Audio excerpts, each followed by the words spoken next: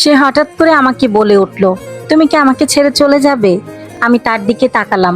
অনেক বছর পরে প্রথমবার সত্যিকার অর্থে তোমাকে ছেড়ে যাচ্ছি না রাশেদ। তুমি অনেক আগেই আমাকে ছেড়ে চলে গেছো, আমি শুধু সেটাও মেনে নিচ্ছি। তার চোখ দুটো ভিজে উঠলো, কিন্তু এবার আমি থামলাম না। কাল আমি আইনজীবীর সাথে কথা বলবো, আমরা সম্মানের সাথে আলাদা হব। কোনো নাটক না, কোনো প্রতিশোধ না। সে কিছু বলতে চাইছিল, কিন্তু তার মুখ দিয়ে কোনো শব্দ বের হলো না। আমি দরজার দিকে হাঁটতে শুরু করলাম। হঠাৎ সে বলে উঠল, তৃষা। আমি থামলাম, কিন্তু পেছনের দিকে তাকালাম না। আমরা কি সব ঠিক করতে পারি না? আমি কয়েক সেকেন্ড চুপ করে রইলাম, তারপর ধীর গলায় বললাম, সব ঠিক করা যায় রাশেদ, কিন্তু সবকিছু আর আগের মতো করা যায় না। আমি বেরিয়ে এলাম।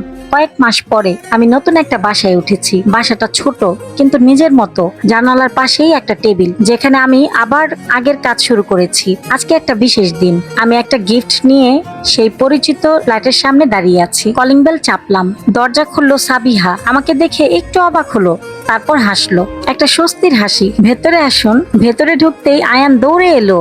মা, সাবিহা বলল তোমার আন্টি এসেছে। আমি হাঁটু গেড়ে বসলাম। হাই আয়ান। সে হাসলো। আমি তাকে গিফটটা দিলাম, বললাম এটা তোমার জন্য। সে আনন্দে লাফিয়ে উঠলো। আমি উঠে দাঁড়িয়ে সাবিহার দিকে তাকালাম। কেমন আছো? সে বলল, শান্তিতে আছি, আর সেটা অনেক দিন পরে। আমি মাথা নেড়ে হাসলাম। আমরা দুজনেই জানি এই শান্তি সহজে আসেনি। দরজা দিয়ে বের হয়ে আসতে আসতে আমি আকাশের দিকে তাকালাম। জীবনটা ভেঙে গিয়েছিল, কিন্তু শেষ হয়ে যায়নি, কারণ সেখান থেকেই শুরু হয়েছিল নতুন একটা উত্থান। এবার আর কারো ছায়া হয়ে নয়, নিজের জন্য বাঁচবো, নিজেকে ভালো রাখার চেষ্টা করব। গল্পটি কেমন লাগলো বন্ধুরা অবশ্যই জানাতে ভুলবে না।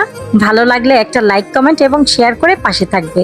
আজকের মতো ভিডিওটি এ পর্যন্তই। সবাই ভালো থাকবেন। আল্লাহ হাফেজ। আসসালামু আলাইকুম।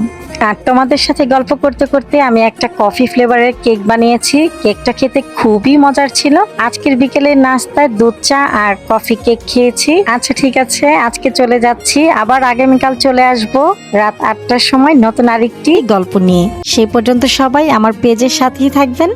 ধন্যবাদ। রাগের সময় কখনো সিদ্ধান্ত নিও না, আর অতিরিক্ত খুশির মুহূর্তে কখনো কোনো বড় ওয়াদা দিও না, কারণ রাগ মানুষের বিবেককে অন্ধ করে দেয়, আর অতিরিক্ত আনন্দ বাস্তবতাকে আড়াল করে ফেলে।